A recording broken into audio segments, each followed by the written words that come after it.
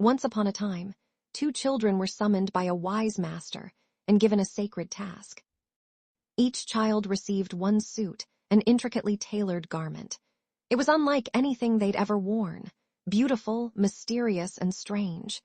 They were instructed to wear it at all times, except for 1 hour each day when they must remove it and then put it back on. "This," said the master, "is your uniform for life. Wear it well. In time, you will come to know why." The fabric was complex. Some parts hung too loosely, others clung uncomfortably tight. Wearing it felt awkward, almost frustrating. The stitching seemed needlessly elaborate, and no matter how often they put it on, they struggled to figure out how it all came together. Then, without further instruction, they were sent, each to a different part of the wilderness. The first boy wore the suit, but from the beginning he hated it. It was far too big, dragging like a heavy robe. It chafed his skin, weighed on his shoulders, and made every step feel like a burden. He tried to endure it for a while, but one sweltering summer afternoon, unable to bear the heat, he cut away the hem. It felt freeing.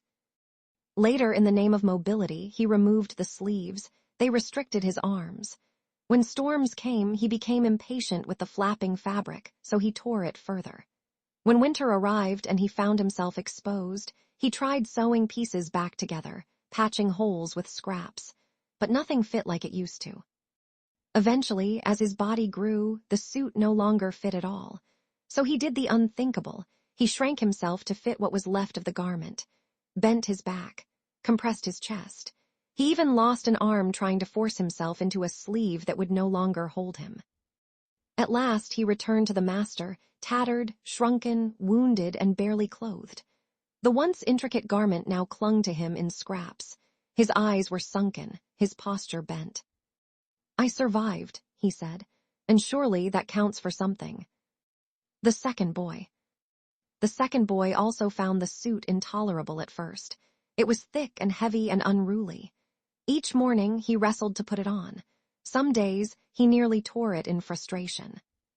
But then something shifted. He began to observe the wilderness, its unpredictable seasons, its biting cold, its blazing heat, the crawling things that skittered through the night. "I need this," he realized, "even if I don't understand it yet." Instead of altering the suit to fit his discomfort, he decided to grow into it. In learning to remove and redress it daily, he developed patience. In sleeping with it, he discovered gratitude. In working on it, he cultivated perseverance and even forgiveness. In resisting the urge to destroy it, he found humility and learned surrender. Over time, he learned to tie the extra fabric in useful ways. In colder seasons, it became a blanket. In summer, a canopy. When parts were too tight, he adapted his movements. When it dragged, he trained his muscles to carry it with grace. And in the long drapes he once rescented, he found unexpected purpose. He wrapped wounded animals, fashioned hammocks, even shared warmth with strangers in the wilderness. What once felt like burden became a gift. Years passed. When he returned to the master, he stood tall.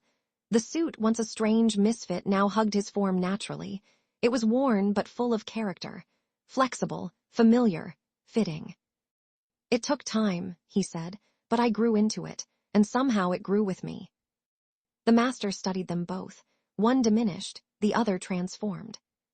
The first had survived by reducing himself to what the suit could no longer give. The second had found life by expanding into what the suit had yet to reveal. Both had endured the same trial, but only one had truly lived.